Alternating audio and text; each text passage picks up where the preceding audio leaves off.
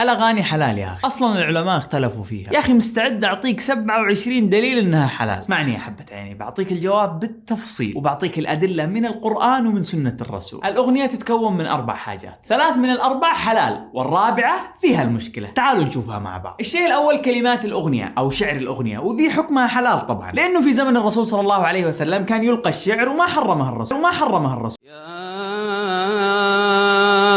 أيها الناس اتقوا ربكم إن زلزلة الساعة شيء عظيم يوم ترونها تذهل كل مرضعة عما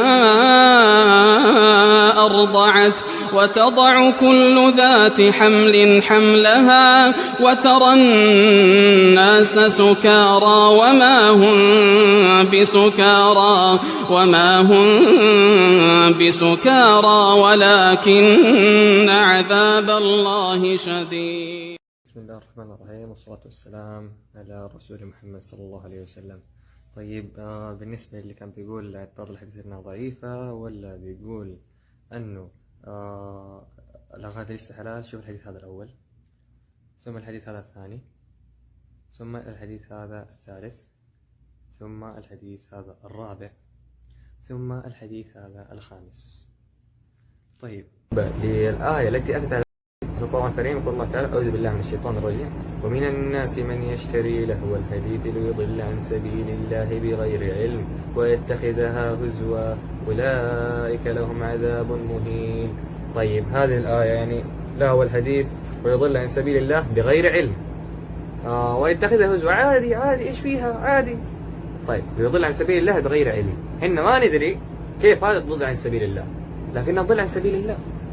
فحتى أن الشخص الذي فسر الآية هذه عبد الله بن عباس، وهذا حديث صحيح أنه عبد الله بن عباس ثبت عنه في تفسيره لآية قال عنها: والناس من يشتري له الحديث ويضل عن سبيل الله بغير علم ويتخذها هزوا ولكن لهم عذاب مهين. قال هذه يعني يدينه ايش؟ انه هذه فهي عن ثابت عن الصحابة. رابعا وأخيرا الموسيقى أو المعازف زي العود والبيانو، وهذه محرمة تماما. والدليل حديث النبي صلى الله عليه وسلم الصحيح والثابت، واللي يقول فيه صلى الله عليه وسلم: لا يكونن من أمتي أقوام يستحلون الحر والحرير والخمر والمعازف. فكلمة يستحلون دلت على أنها حرام، ثم سيأتي أقوام ويقولون أنها حلال وأن العلماء اختلفوا فيها. قول الله تعالى: ومن الناس من يشتري لهو الحديث ليضل عن سبيل الله. كان ابن عباس وهو ترجمان القرآن يقسم أن المقصود بلهو الحديث هو الغيبة. رسول محمد صلى الله عليه وسلم: لا يكونن من أمتي أقوام يستحلون الحر والحرير والخمر والمعازف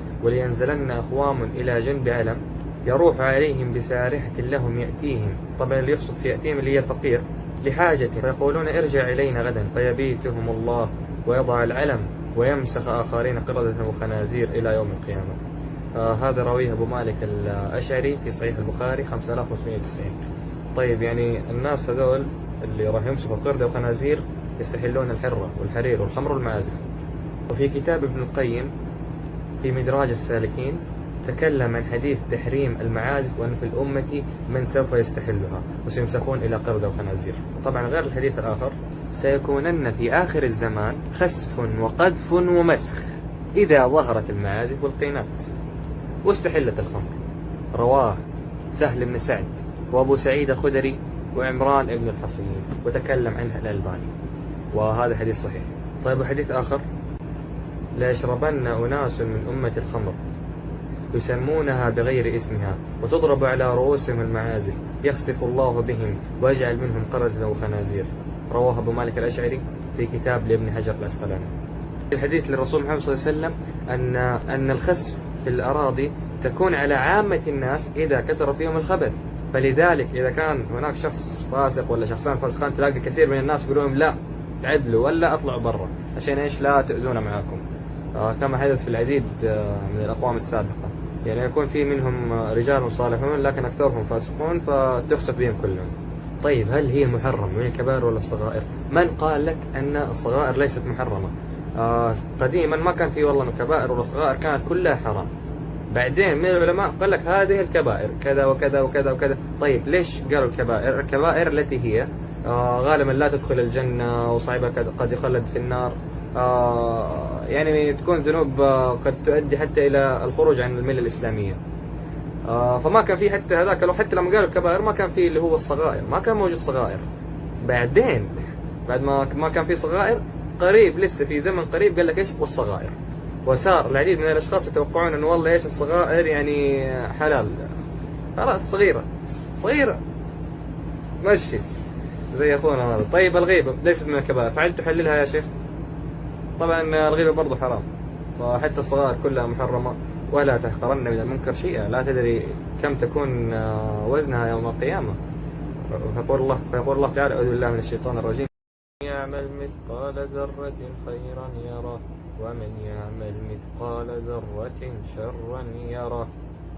فحتى الذرة يخاف منها ونبتغيها. قلت لك الفترات اللي تحرمت فيها المعازف، فترة كانت كلها حلال، بعدين أصبح إيش والله بس في أوقات الأعياد، بعدين صار إيش لا والله المعازف كلها حرام. فحاليا المعازف كلها حرام. يمسك قوم من أمتي في آخر الزمان قردة وخنازير. قيل: يا رسول الله ويشهدون أن لا إله إلا الله وأنك رسول الله ويصومون؟ قال: نعم. قيل: فما بالهم يا رسول الله؟ قال رسول محمد صلى الله عليه وسلم: يتخذون المعازف والقينات والدفوف ويشربون الأشربة فباتوا على شربهم ولهوهم فأصبحوا وقد مسخوا قردة وخنازير. نعوذ بالله من أن نمسخ قردة وخنازير. والله ثبتنا على طاعته، وأسأل الله أن يحفظنا ويحفظ كافة المسلمين من شرور الدنيا ومن الفتن. وأسأل الله أن يغفر لنا ذنوبنا وذنوبكم إن شاء الله. سبحانك اللهم وبحمدك، أشهد أن لا إله إلا أنت، أستغفرك وأتوب إليك. الله نور السماوات والأرض، مثل نوره كمشكاة فيها مصباح، المصباح في زجاجة، الزجاجة كأنها كوكب دري يوقد من شجرة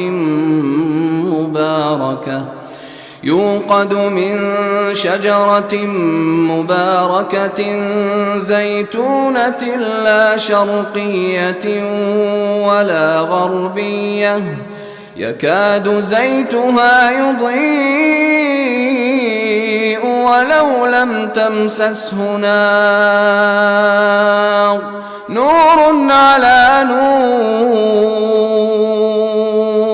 يهدي الله لنوره من يشاء، ويضرب الله الأمثال للناس والله بكل شيء عليم. في بيوت أذن الله أن ترفع ويذكر فيها اسمه يسبح له فيها بالغدو والآصال رجال لا تلهيهم تجارة ولا بيع عن ذكر الله